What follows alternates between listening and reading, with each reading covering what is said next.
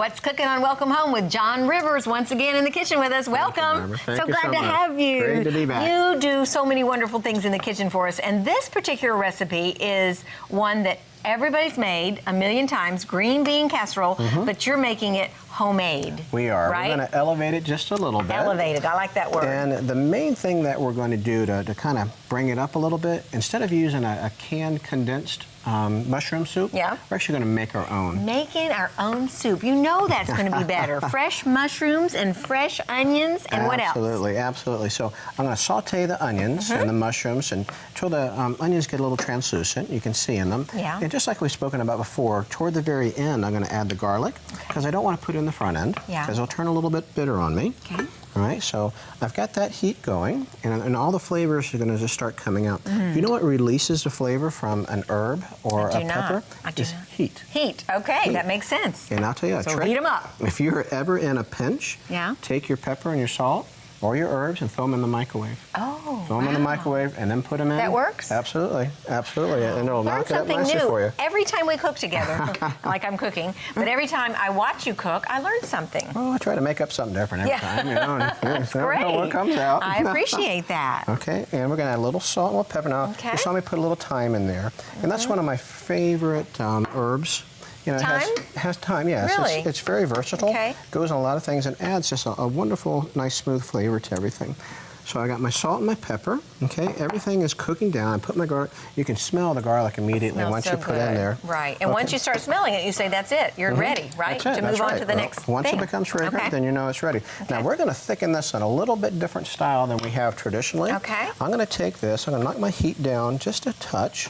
I'm going to put my flour in now, see, because I've got some nice butter in there and some juices that really are sweating out of the mushrooms. Yes. You know, if you ever want to try something interesting, you take your mushrooms and you put them in a glass measuring cup and put them in the microwave. Oh. And it's amazing how much water comes out. Turns into all water, right? Yeah, it'll turn the whole thing into water. Interesting. So I'm going to add my flour into here. Okay. No dumplings. No dumplings, no Okay, dumplings. because there's not a lot of liquid, right? Right. Is that why? That's right. We're spreading it out right now.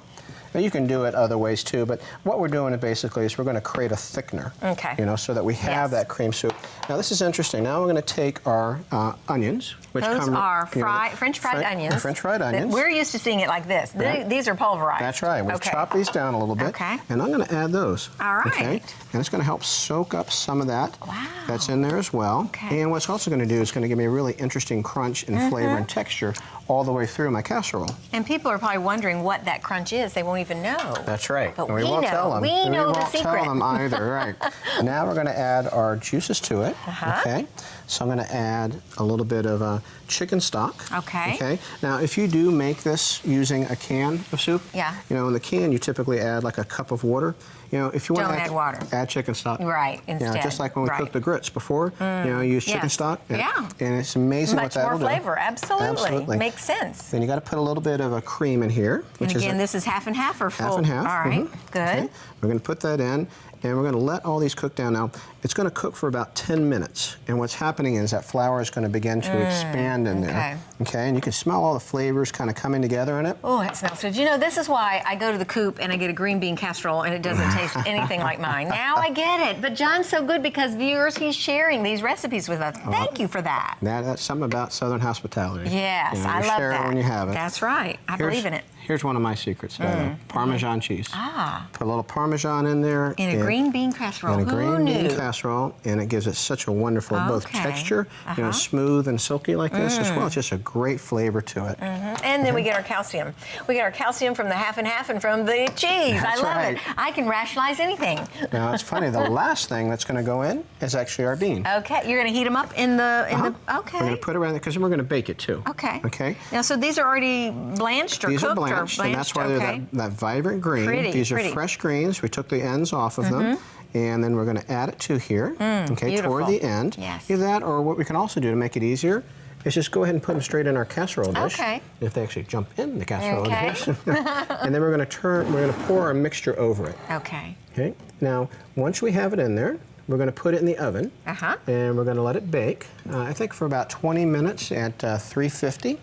And what you're doing is you're bringing all the flavors together. Okay. Now, once this cooks, this is going to be nice and thick. Yes. It's going to look like that cream of mushroom soup. Right, But I right. promise But it's you, homemade. it'll taste a It's little gonna taste different. a lot better. And just like before, as you go along, put a little salt, put a little pepper. I'm sure that you would be, if you were cooking this at home, you'd be tasting it as you go along, right? You right. can't serve food that you're cooking without tasting. You're just trying to be polite, but I'm sure. I can see this. I can see you putting your finger in there and tasting Absolutely. it. Taste and smell. Yes. Always taste and smell. So I'm going to take this and I'm going to pour it right over my beans. Homemade soup. I can't believe you just did that in like 3 minutes. Really? That is so easy. Why wouldn't we do this? Okay. And then you mix all of that up so the cream is consistent all the way through. Yes, that looks yummy. If you mix that. I will mix it. Okay. Okay. Turn the heat off so we don't. John, this looks so good. And you can smell the onions. You can smell that Parmesan in there. And I love that you use fresh green beans, and that way you're not getting all that sodium from canned green beans. And this, and I'm big about going to the market and getting fresh vegetables. World So of difference. This World is of- right down my alley. And if you don't have fresh, Yeah? get frozen. Get frozen. That's your instead. next one down. Shall we show the finished product, or are you not ready? Yeah, we're going to bake that. Okay. Okay, and while that's baking, we're going to make our topping.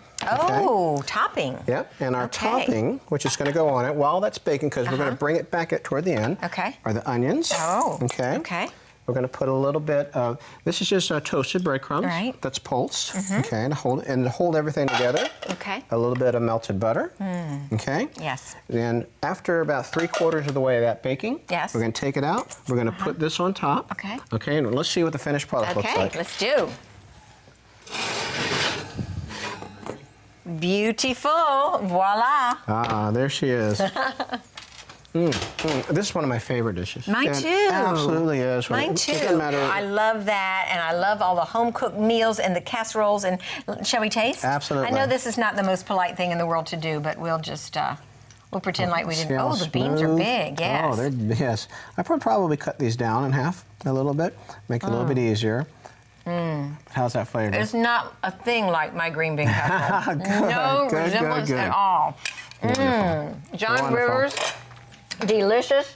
Thank you so much for coming. You want to tell us about, very briefly, what this is? This is another favorite side around the holidays. It's a sweet potato casserole. And in this one, we dressed it up a little bit and put some nice marshmallows in. We're going to put that recipe online too. Good. We'll have the recipes. Plus, you can go to John Rivers' website, which will be up on the screen for you, and look at the wonderful recipes that are in his Southern Cowboy Cookbook as well. So thank you again for being here with us today. very What welcome. a joy it You're is very always welcome, to dear. be with our Always John is. Rivers, Four River Smokehouse and the Coop Restaurant. We love having you. Thanks, John. Very welcome. Thank you.